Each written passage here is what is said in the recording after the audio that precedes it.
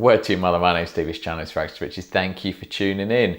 Now, if you're a long time watcher of this channel, then you probably deserve a fucking medal. But other than that, you'll probably know that I used to do back in the day a lot of blind buys, and I used to do a little thing called blind buy win or fail. Now, I've not done that for a while. I still do the odd bit of blind buy, and of course I definitely don't condone it. You should never blind buy. But I fucking do it all the time and I love it because it's a gamble. But definitely don't do it. But I do it all the time. But don't do it though, okay? But I do it all the time. It's great. I totally love it. But don't do that because it's bad. But I do it all the time. Yeah, so I still do quite a lot of blind buying, and I recently did a blind buy fail. So I thought I'd share it with you. If you're listening to the St. Keeks podcast, thank you for that by the way, you might have heard me talking about the House of Molton Brown in a recent episode. I got stuck in this little sort of trail of YouTube videos after I watched a Robin James video, and he just mentioned a Molton Brown fragrance. I then started looking at the house, looking at different views and what they have to offer, etc. And I was quite intrigued. And then I came across one that I thought, that sounds right up my street. And it's this bad boy.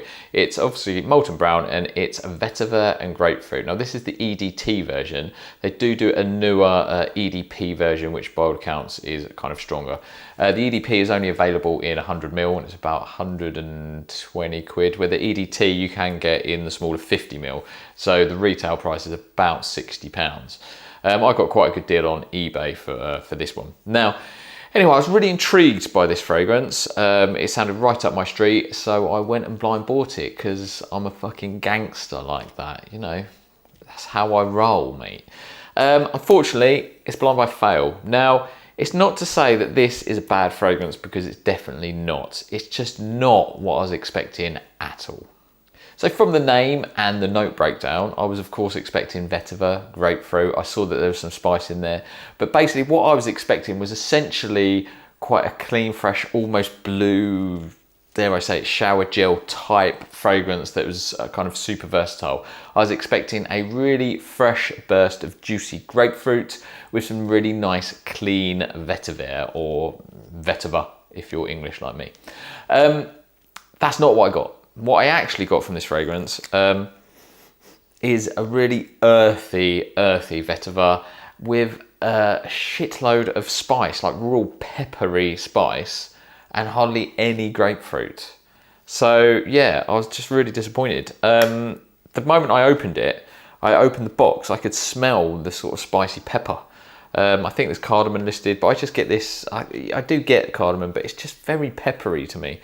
So I got that as soon as I opened the box, and then when I sprayed it on, the Vetiver, as I say, is actually really quite an earthy Vetiver, which again is not necessarily a bad thing if you're into that, but I'm not. Typically I like sort of more of a kind of cleaner, fresher Vetiver rather than a sort of real kind of earthy kind of one. But yeah, I was just not what I was expecting. It's a good fragrance, but as I say, I wanted this fresh, juicy burst of grapefruit with some clean Vetiver, and that's not what I got at all. The grapefruit is hardly there. There's like a slight hint of it in the opening, but it's really not there at all. Like the name is super deceiving, to be perfectly honest. So yeah, I just kind of wanted to shout out. I do think this house has got a lot of potential. I do want to explore it some more and find some other fragrances in the house. And I do think this is actually a good blend. It smells sort of quite good quality, and I think if you're into this, you would really like it. But for me, I'm not. I don't like an earthy Vetiver. I don't like that sort of spicy pepper that's in this. Yeah, so it's just not what I was expecting. So I just thought I'd share the trials and tribulations of blind buying. As I say, definitely do not do it, but I do it all the time. But do not do it, but I totally love doing it. So yeah, but don't do it, but I love it.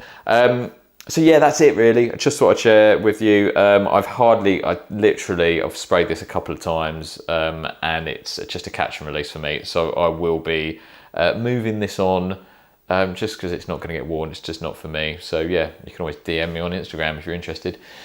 Thank you for watching. Do comment below, let me know. I'll be curious to know what was your most recent blind buy fail. I do love hearing some blind buy fail stories. They do amuse me. And we'll obviously, again, it just shows how subjective it is. You can kind of believe somebody and kind of somebody else loves it, so you take a punt and then it fails for you. So do comment below and let me know. I'd love to hear about it. Other than that, thanks for watching and I will see you soon for another video. Take care, much love.